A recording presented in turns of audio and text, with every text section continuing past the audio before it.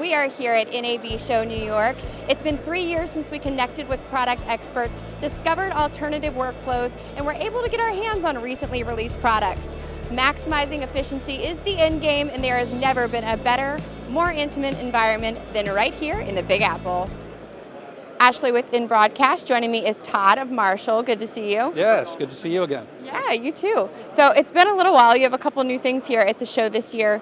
Tell me what you're highlighting currently. So we have, we're showing our ePTZ camera, which is a 4K 60 camera with IP, HDMI, and USB. So it's perfect for streaming, video conference, collaboration, or contribution to news outlets, remote.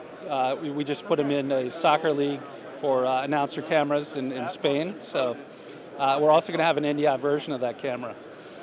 We are showing the 620 here at this show, which is our 620 TBI. It is a track and follow and frame camera. So as the speaker or presenter walks around the room or house of worship, the camera will track, follow, and frame that person and make sure that, and not need a command center or a joystick controller. It will do it automatically with an AI chipset. Yeah, that's super cool. So I would probably say that is one of the trends we are seeing right now. What other trends as far as technology, things like that, are you seeing currently in the media and broadcasting industry? And how have you adapted with that a little bit? I'm sure that's one, but... Yeah, one of them would be the AI. One would be remote production and switching, or automatically switching iCloud, using that for not only archiving, but soft codecs and switching and production is something that we see quite a bit. But we're making a lot of cameras to service that market. Very cool. And I think Greg's going to tell us a little bit about monitors. Yes. So thank you for speaking with us, and I'm excited to hear what Greg has to say. Thank you so much. Thank you.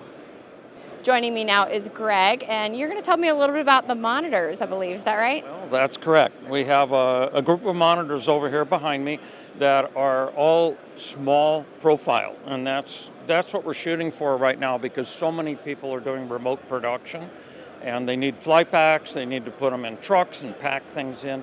So we have 4 multi-rack, multi-monitor things, 2 with 7 inches, 1 with 5, and one little one, which I love very much, with very small, 4 small screens, and they're all very high quality, wide viewing angle. They're tilt mounted, so you can mount them anywhere and still see what's there. Some of them have waveform monitor built in. We also brought 2 audio monitors as well. And they're also small form factor. They're 1 rack unit, but they're plenty loud, and that was the intention so they can go into server rooms and things like that and overcome the background noise that's there.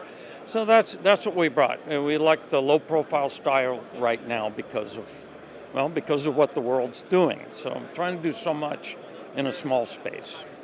And that's kind of you have to adapt to what everybody's doing, what the trends are, right? That's exactly right. So we've got, we also have a dual 7-inch that will now accept 12G, and a lot of people have been asking for that. They've got 4K running around the place, but they need to just monitor it, confidence monitor that thing. Well, we're going to have that within a month, so that's it. All right, so lots of fun stuff over here. Thank you to Todd, and thank you, Greg.